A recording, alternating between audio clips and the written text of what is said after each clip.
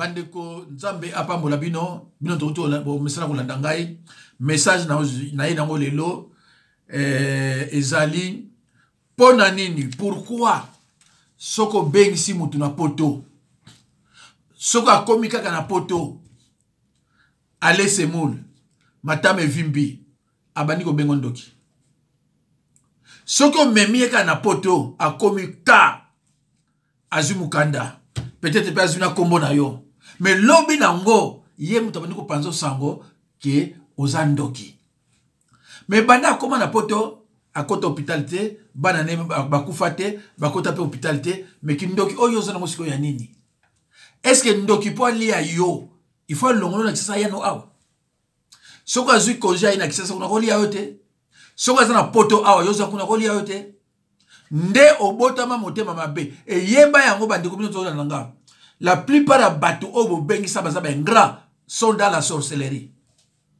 Parce que comment ko sala ke moto ya longoli sur place ya pasi soko zai kuna leo de kufa me bande ko boy yo kaka tango bazaka na Kinshasa ai soki yote nani mosusu totikala na yo yo soko sali boyete. Ce sont des paroles qui sortaient de leur bouche soki yote na et c'est vrai soki pe yote de kufa déjà soki pe yote de eloko de ya pété. Mende konanga ti akokufa akobosa na yango te ke yo mto memai na poto ti akokufa yo salie bolamu opesi vie mais en retour siko ya pesi nini ingratitude siko bino mbali na ndoki parce que yo bengisi yo c'est ba œuvre bonne avec amour je précise hein? Avec amour mais ya komia wa oyebi kutu likambuti suki nini a commission ndoki nani siko vrai ndoki yom to sali ba œuvre avec amour ou bien yemutu asa n'ingratitude. Réponse est outre la Bible. Ezala mame bela benga ngai. Ndeko musu utazulu ngai papa. Onga na bengisa ko alinga ko te batu ba yoka kezanga mtu na bengisa ye. Tala mtu na mukini ndeko ngai. Olia bondi na kapona yo. Olia pesa ko ba cadeau. Olia écoutez. Ezana ba mususu bengisa na poto. Ata téléphone a pamba akosimba te po benga yo atuna santé apeso ata mbote ndeko nanga tala motema ya mutu ndenge tondi na mbindo yo moto memi na mboka oyo mais akubi na ena makasi pa na yo même po tombo la téléphone na ya peso ne fiske mbota pamba ah non bandeko nanga na ebite so lukando kipai wapi na ebite so lukando kipai wapi mususu ko memo na commissariat akomemo na parquet amemo na tribunal amemo na presse belé pour kaka yo omona pasi pour ne on sa ne wana parce que hier quoi ko sala moté et tala batongo la plupart ba bengisa banani tala batongo oyo bengisa la plupart bango ba bengisa banani omona rien zéro ako bengisa mtuté ndeko nanga to tanga ba biblia mutu wana oyo sala bolamu asa ingrat na yo asa na malédiction nzambe.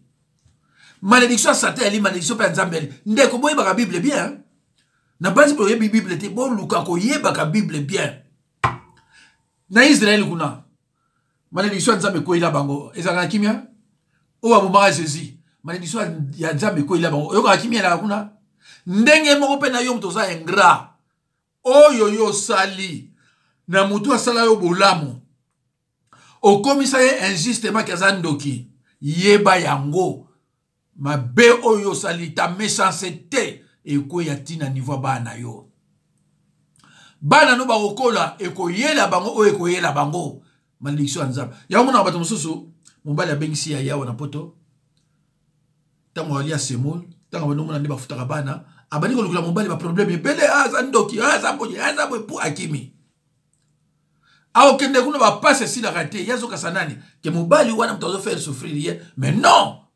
malédiction nzambe mtu monde so passe soki yo mtu ina tort malédiction nzambe tala oko senga pardonner ekoki oko soki sa mtu mbongo mais nzambe sa mtu susu mtu na kutule msu ye abosa na ya sana kuna te mais malédiction nzambe zo continuer kotumisa yo pona ingratitude to tanga biblia bandeko to bandana Romains 12:17 Awa, na Romains 12, 17, balobi, ne rendez pas le mal pour le mal. Voilà Romains 12, 17. Donc, qu'est-ce qu'on a Romains 12, tout à 20, ça pamba. Romains 12, et ça 20 à 21, hein?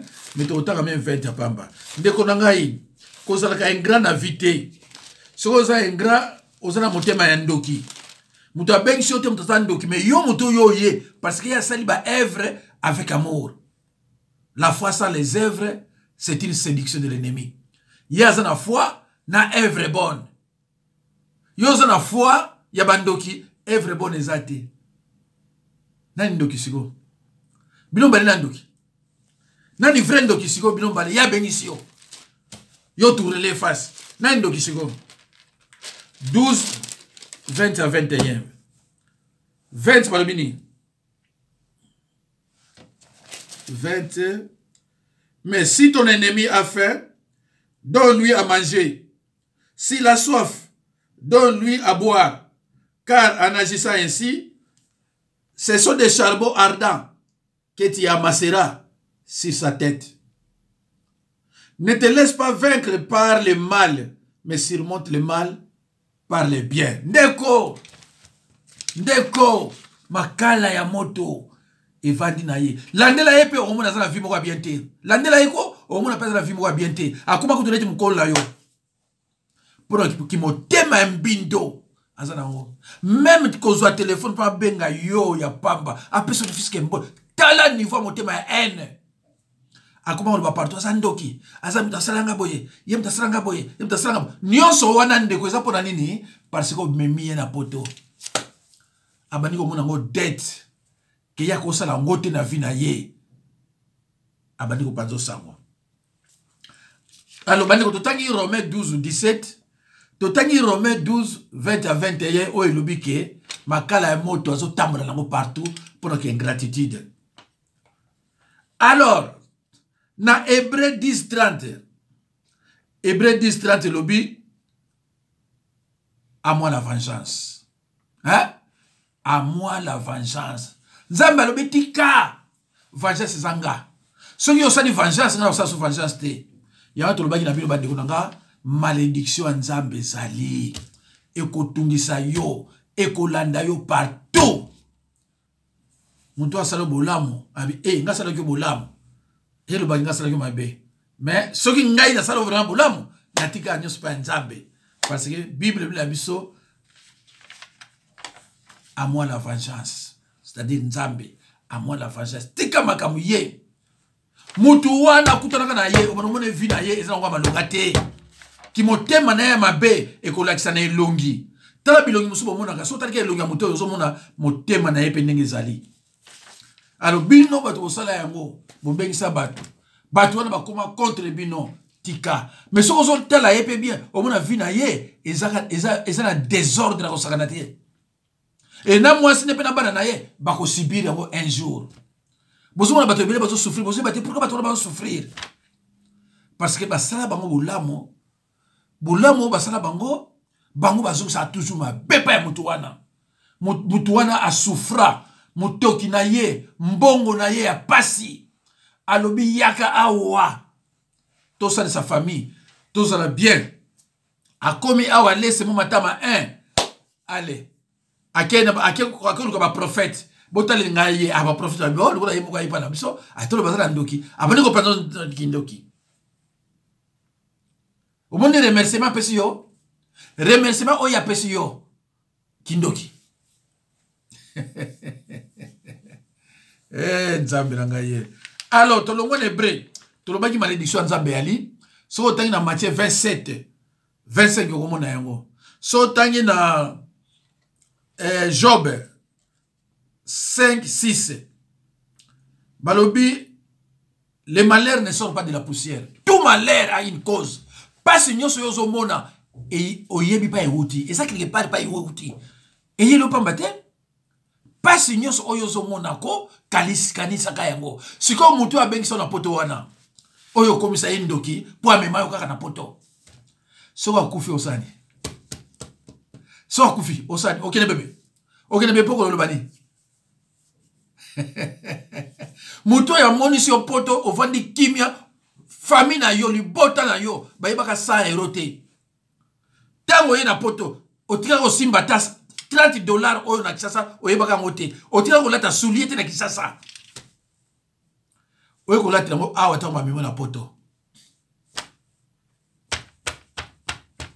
Alors muto ya mimi yo nengo na pesi bomengo nyonso yo komisi ndoki soko akufi siko parce que na eni na ye soko akufi siko oh ye ayebisaki nga te bayebisaki yo te yo ndo za muto ya mabe oh bayebisaki nga ki yo za bote yo za muto ya mabe parce que tango zaki na kini olukaki oyeba te muto ya zo memo na poto so za ndoki olukaki oyeba ngote yo na motemo laki aza bien anoko nanga papa leki nanga tata mwasi nanga mama leki nanga aza grand frère nanga aza kingandi tango ye poto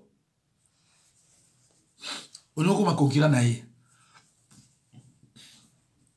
obani olia semul obani kolata biloko na Kisasa tango zaki yo moko kwa kolata mote olobi ye nani ndoki mais malédiction nzambe yali soko ke église to bayibi kote ya te ngana zo kote ya yo malédiction nzambe yali tanga na Job 5:6 tanga na Matthieu 27:25 alors toke siko bandeko nanga na Hébreu d'abord na 1 Thessaloniciens je crois toluka paito okende toke na 1 Thessaloniciens 5:15 na linga yango mingi 15 yoka ni balobia na 1 Thessaloniciens 5:15 yoka prenez garde que personne ne rende à autrui le mal pour le mal mais poursuivez toujours le bien, soit entre vous, soit envers vous. Malgré ba déception, mais tout le monde qui ça va douter. Ba continuer à goya. Mais obe ba yesima, pareil. Maman à Londres yo ko regretta gâté na bato yo bengisa ba reconnaître ga yote. Hébreu 6:10 yoka Hébreu 6:10 ne balobi ba maman na ba papa o ba benga inga o pe bino bozana kaka apene ti ngana na zana yango na ke musikate. Alors 6:10 lobini car Dieu n'est pas injuste pour oublier votre travail et l'amour que vous avez montré pour son nom, ayant rendu et rendant encore des services au sein. Nabandeli, car Dieu n'est pas injuste pour oublier votre travail et l'amour que vous avez montré pour son nom.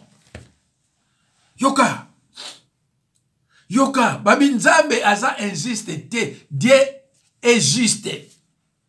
Amoni bolamu yo salaki na kombo na ye.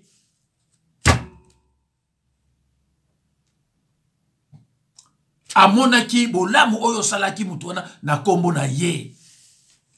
Même si azo aider ngaite, mais azo aider bat mosusu. Mende kunangai. Ako tombo la ta téléphone ta benga yo. Noko boni ko ta parle ki boni. Grand frère, ndengeni, tata moi si. Yo, toi tu deviens ennemi na mortel. Mais pourquoi comme ennemi na mortel? Pour me mie na poto. Mukili. Ako koma biloba loba, ako tikala apeka biloba loba. Un jour, baba na komona ye neti clochard. Azoye bate ni nezo landa ye, bolamo basala ye. Oyo ye a reconnaître la moté. Abani ko finga mutuana kindoki musala o ezanga preuve. Ndeko, dans la vie, si les gens ne te combattent pas, c'est que tu n'as rien. Dans la vie, si les gens ne te combattent pas, c'est que tu n'as rien. Même dans le monde spirituel, il faut vivre dans un combat. Et là, on a la lumière yangwana. Mwinda sobo tia mona ngomba. Même si on a sebo zo mona yango. Éclairage zobima. Ndeni ba combattre lote. Soko tia mwinda la se ba komona yango. Dans la vie, si les gens ne te combattent pas, c'est que tu n'as rien. Aux gens de l'autre côté, yanzambe. Mais tant que vous avez un groupe à Batouana, Oyo Bengisi, vous avez reconnaître l'autre, vous avez un groupe à Bandoki. Bango tourne à Bakolinga yote. Yozo zwango physiquement. Notre combat est spirituel. Yozo zwango physiquement. Ah, balinganga, tu vas bien te. Ba yebi musala basalaka. Ba yebi nini zapa na yo.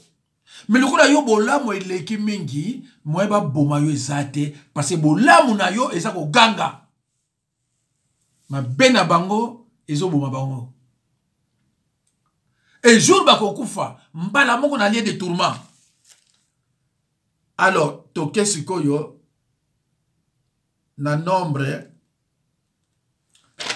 14. Est-ce que tokende kuna voilà. Voilà. Na nombre 14 18. Voilà, yango.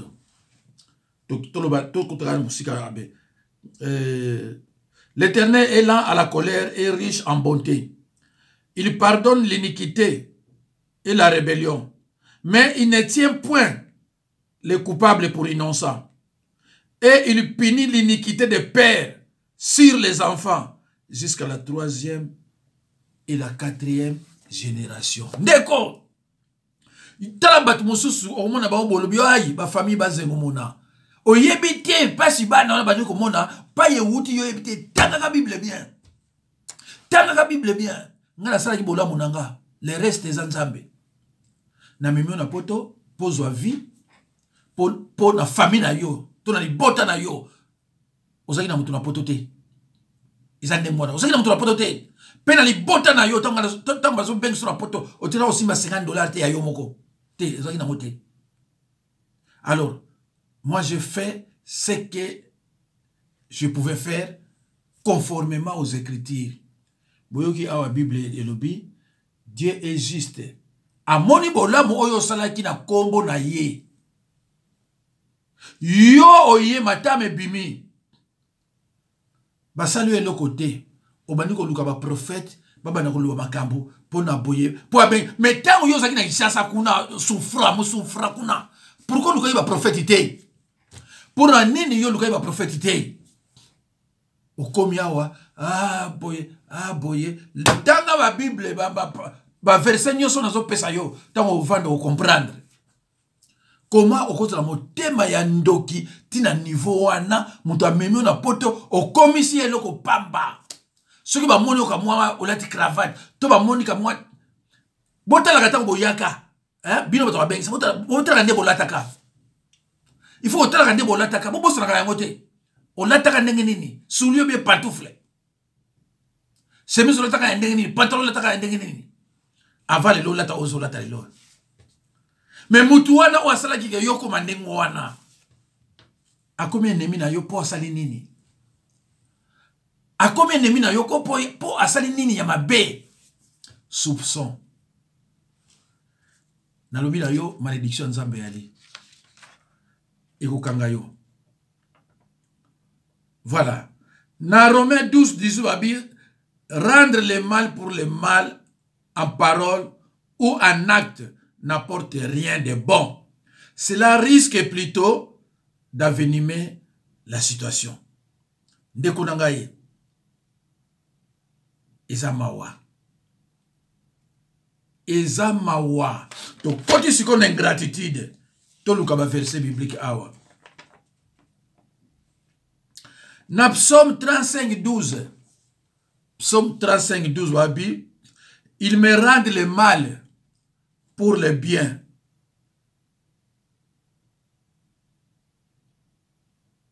Mon âme est dans l'abandon. Ils me rendent le mal pour le bien. Ndebonanga, est-ce que vous en avez un ndokité? Mutasalu bolamu, yo, souci na yo, ozo kiseka mabe. Est-ce que yo na ye ndoki nani? Toki dépendant de la logique des choses. Nani mta ndoki? Yo basali yo tout comme na poto. O laisse mort. O bana oli atena kini. Ozo rendre mo bandu ko finga mama wana. Ko ça il ba faux témoignage.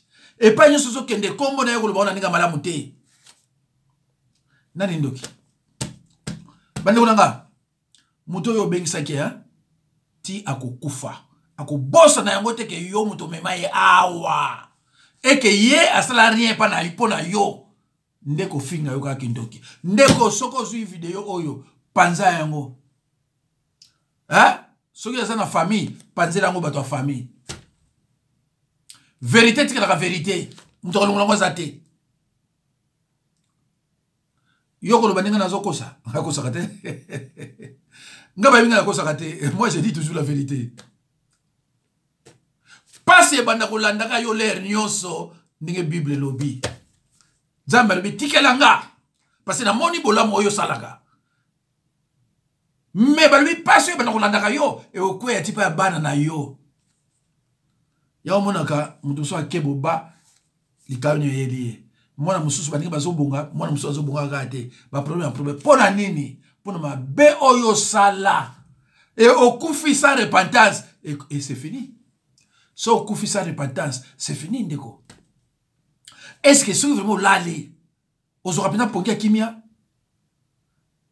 Tant aux en conflit na muto mema yo awa na boko. Est-ce que vraiment là la capé aux en kimia conscience na yo? Et ça non rien?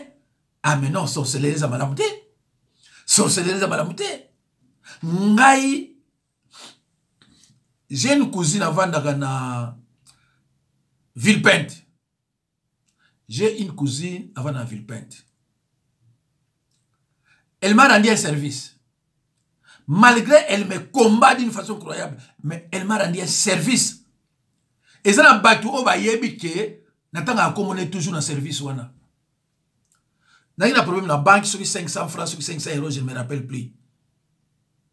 Alors ceux qui n'ont mis foutu qui ont quitté, n'a pas un problème la banque. Nako yebisa ye, ta na yebisi azumbo ngona pesa na ko pesa na banque. Anatana ba fitanga. Jour na zwa ki ango mbongo na ko pesa ye aboyi. Abina ngati mon grand frère. Donc même si elle me combat, mais jamais na ko le na télévision na lo baba be pona ye. Peut-être na ko baba na mbali na ye. Mais ye na ko lo ba ye te. Pona na kanisaka eloko wana.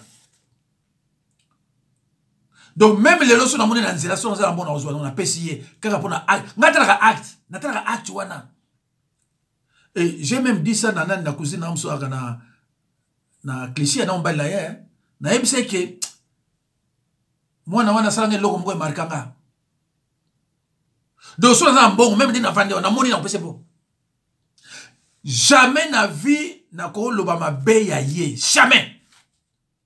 Jamais na leka na nini bazo combattre nga azo komamba mabe bazo benga nani po ya dicter mobali ya loba mabe pona nga mais nga na zongi sa jamais mabe pona ye na loba ke yoboye tete na tanga komo na été. Mais pona bolamu na ko tanga même komo na ye mais so na tanga komo na boye ba ka a combatanga. Vraiment il m'a combattu avec acharnement. Mais nga zongi sera toujours bolamu. Parce que ça nga bolamu. Asalanga bolamu. Bolamu onde ko ngoto botemne mama mo tutamu asalanga onte. Elle est à Villepinte. Hein?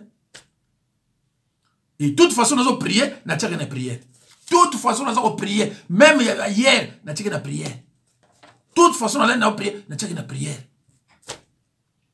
Pas seulement parce qu'elle est ma cousine, mais actuellement, et ma ganga. Quand il y a des gens qui ont pas bâti quand même. Dans le moment où on a dit, non, ça ne vaut même pas la peine. Voilà. Et yo sikoyo, bazuyo na poto, na kini, place ya pasi, baye na yo awa.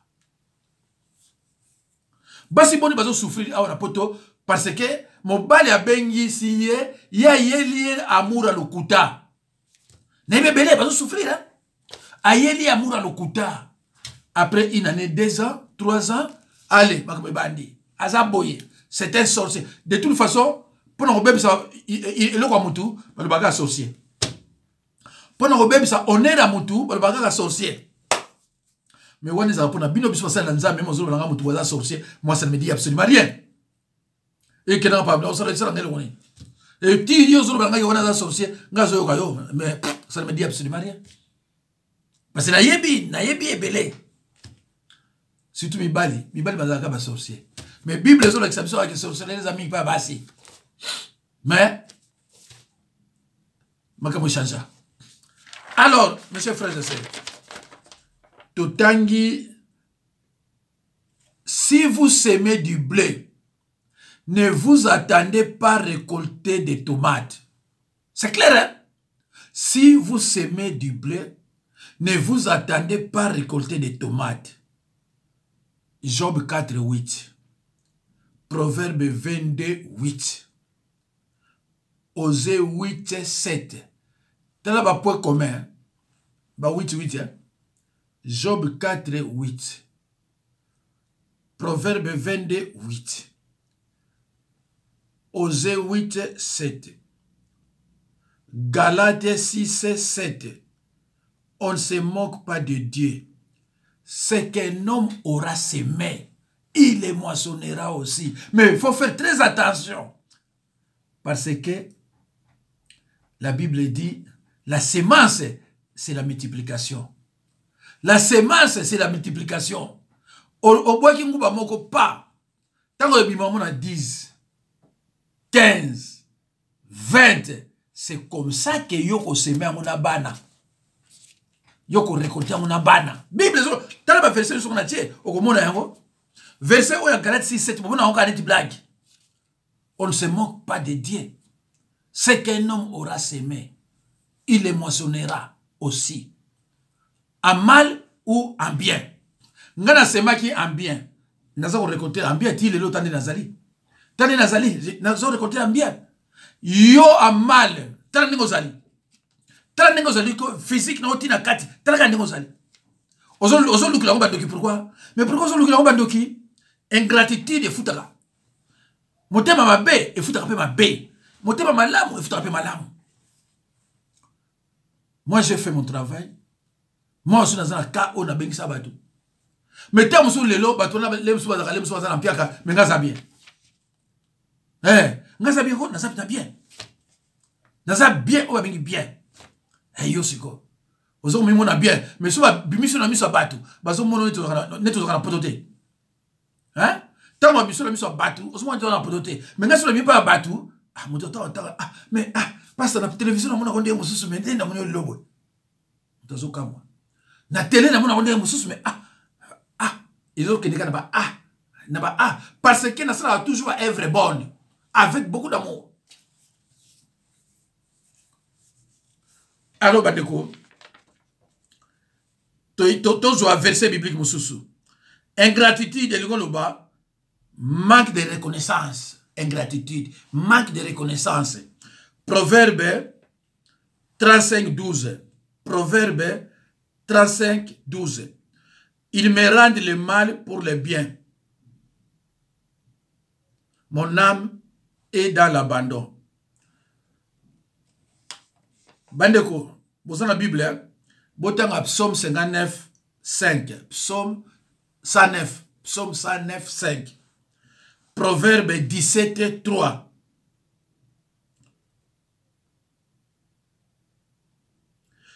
Et de celui qui rend le mal pour le mal, et de la haine pour mon amour. Neko. Et comme il y a un niveau de haine, êtes-vous une personne ingrate? Êtes-vous une personne ingrate? Lisez dans l'évangile de Luc 17, 11 à 19. Lisez, prenez votre Bible, ouvrez-les avec humilité et lisez dans l'évangile de Luc 17, 11 à 19. Le dit le prêt. Soza mutamayele, tangawana, soko tangiango, même 4 fois, okozonga mutu. Okozonga mutu. Mais, oyo yozo sala, jour bako sala yongo, et ozala mawa mingi. Alo bandeko, vraiment, nzambe apambola bino. Après sikoyo na osala vidéo mususu, et kozana thème nini, ya ba pasteur ba kufi pona ba jeune. Voilà, soko tali onde konanga, luka po tala oyo. Soko tali oyo tala pe mususu wana, et kozala yo bolamo. Vraiment bandeko, sokoza amoureux de la parole. Vidéo oyo kotala ngoyo mokote tinda ngopa batu belé pona batoyo babenga bino bandoki po bengisa bango baye bakake suka na yango bakende na lieu de tourment bakende na lieu de tourment baye ba lieu de tourment ezani. Merci Nzambe azana bino. C'était le révérend Jacques Dinabanza. Voilà. Nzambe apambola bino ba oyo Nzambe ko toucher mitema pona kolanda vidéo oyo. Merci beaucoup. Merci beaucoup, mes chers frères et sœurs dans le Seigneur.